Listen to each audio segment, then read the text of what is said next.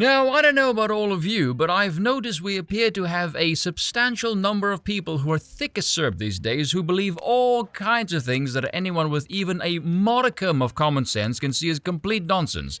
And you might find yourself asking, why do so many people swallow this garbage?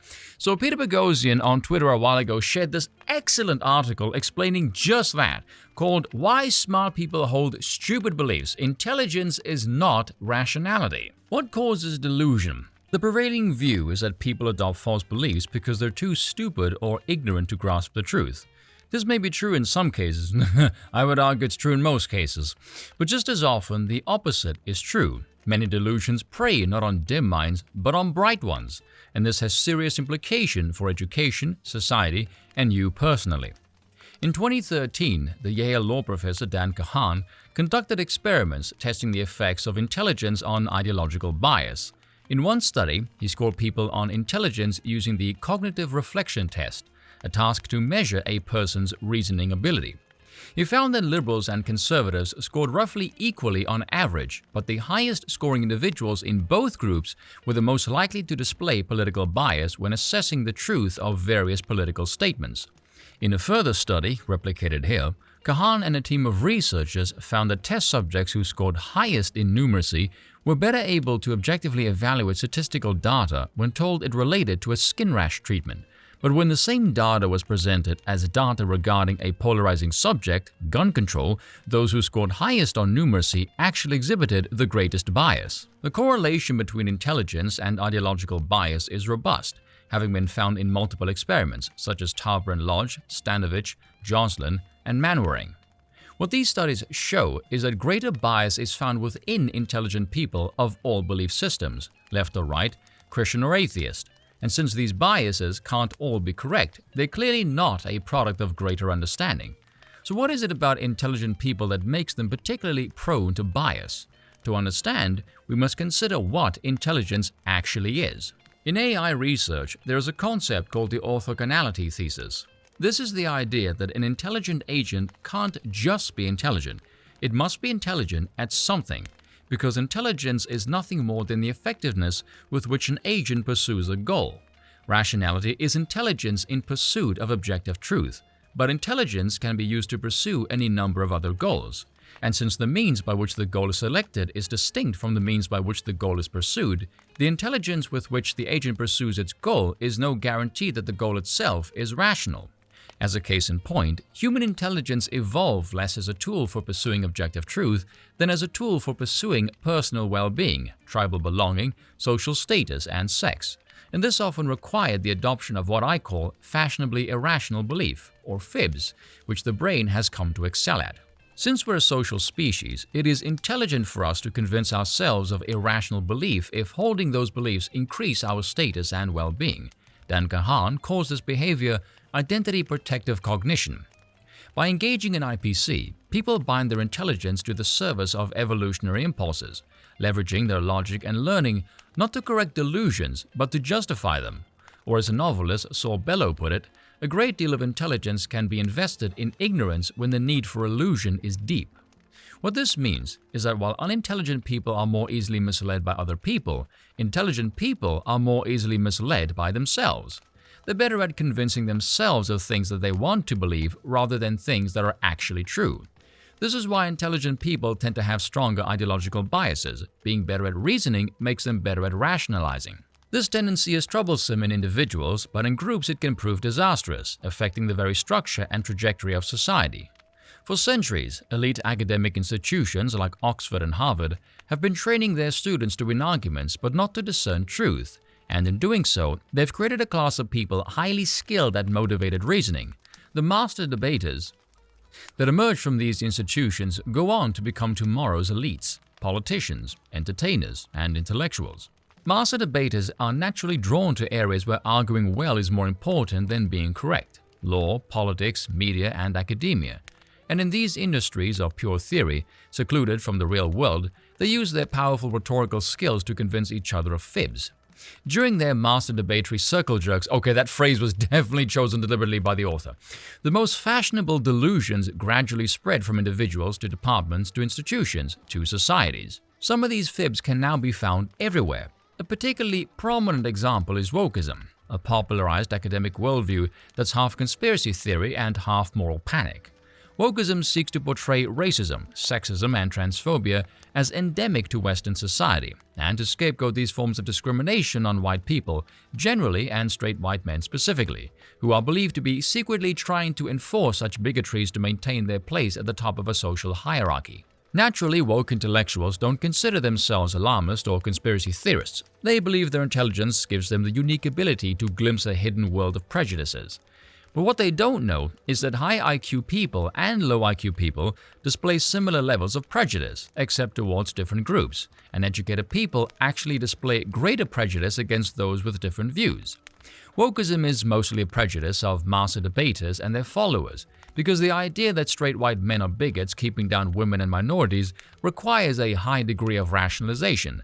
One must uncritically accept the social disparities that favor men over women or whites over blacks as evidence of discrimination, while finding excuses to dismiss all the countervailing disparities. For instance, if a wokist wishes to use the overrepresentation of white men in STEM as evidence that women and minorities are being discriminated against, then the wokist must either ignore or explain away the fact that Asian men are also overrepresented in STEM, or that women dominate the field of psychology, or that the biggest racial disparity of all is black men comprising less than 7% of the US population, but holding over 70% of dream jobs playing in the NBA.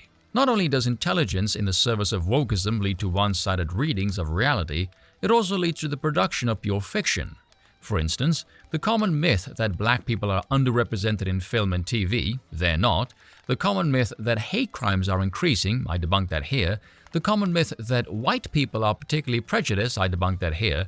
And the common myth that rape is not about sex but power, I debunk that here. The justification for these fibs are often superficially clever. The popular woke myth that sex is a spectrum is often justified on the basis that there is no single thing that distinguishes all men from all women. What? That's rubbish. Yes, there is. It's called a penis. Such an abstract explanation is seductive to an intellectual, but beneath the allure, it's just an instance of the univariate fallacy.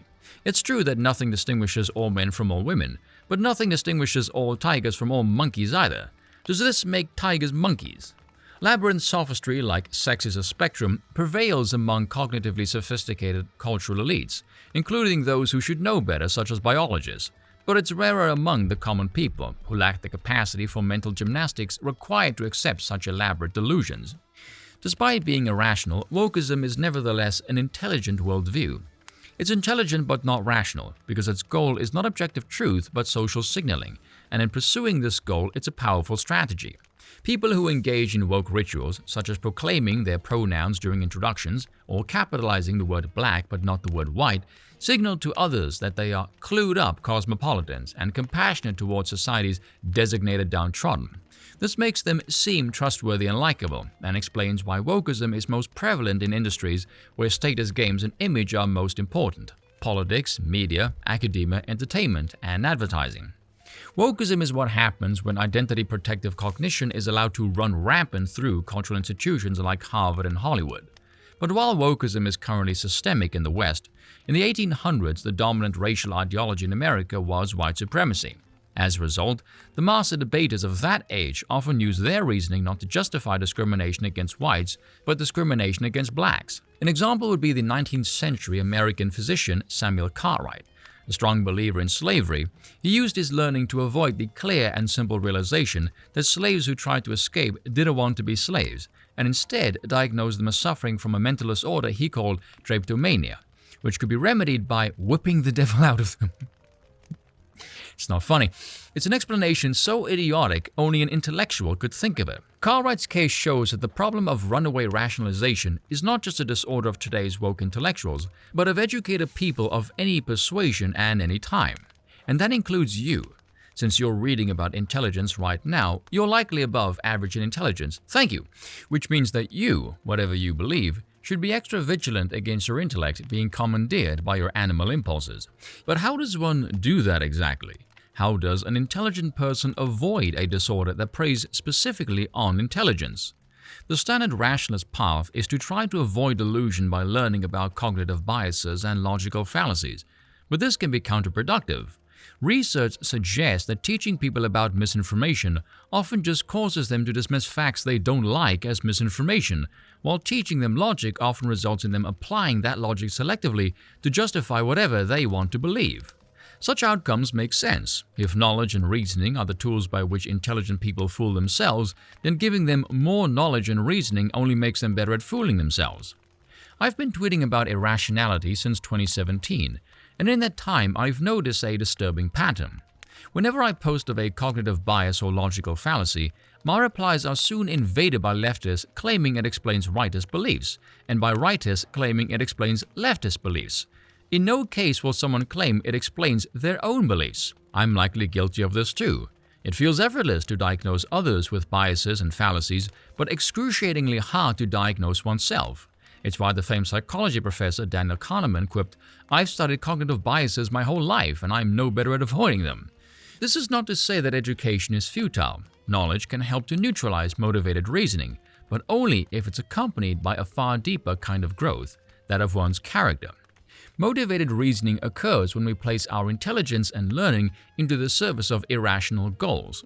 The root of this problem is therefore not our intelligence or learning, but our goals. Most goals of thinking are not to reach objective truth, but to justify what we wish to believe. There is only one thing that can motivate us to put our intelligence into the service of objective truth, and that is curiosity. It was curiosity that was found by Kahan's research to be the strongest countermeasure against bias. But how do we make ourselves curious? Is it even possible? Good news! If you're reading this, you're probably quite curious already. But there's something you can do to supercharge your curiosity. Enter the curiosity zone. Basically, curiosity is the desire to fill gaps in knowledge. As such, curiosity occurs not when you know nothing about something, but when you know a bit about it. So learn a little about as much as you can, and this will create itches that will spur you to learn even more. Curiosity is essential to directing your intellect towards objective truth, but it's not all you need. You must also have humility. This is because the source of our strongest biases is our ego. We often base our self-worth on being intelligent and being right. And this makes us not want to admit when we get things wrong, or to change our mind. And so, in order to protect our chosen identity, we stay wrong. If you define your self-worth by your ability to reason, and I do, if you cling to the identity of a master debater, I do not, then admitting to being wrong will hurt you, and you'll do all you can to avoid it, which will stop you learning. So instead of defining yourself by your ability to reason, define yourself by your willingness to learn. Then admitting you're wrong instead of feeling like an attack will become an opportunity for growth. Anyone who's sure they're humble is probably not, so I can't say whether I've succeeded in becoming humble. But I can say that I always try to be humble, and, well, there's a little difference between trying to be humble and actually being so. For me, trying to be humble entails the constant interrogation of my own motives. Could my most cherished belief be a fib? Why do I believe what I believe? What other reason behind reason could I have? My self-questioning makes me agonize over every word I write, but in the long term, my hesitancy gives me confidence, for by being so careful what I think, I develop trust in my thoughts. Humility and curiosity, then, are what we most need to find truth. By seeking one, we also seek the other. Being curious makes us humble, because it shows how little we know, and in turn, being humble makes us curious, because it helps us acknowledge that we need to learn more. In the end, rationality is not about intelligence, but about character. Without the right personal qualities, education and IQ won't make you master your biases, they'll only make you a better servant of them. So be open to the possibility that you might be wrong, and always be willing to change your mind, especially if you're smart. By being humble and curious, you may not win many arguments, but it won't matter, for even losing arguments will become a victory that moves you toward the far grander prize of truth.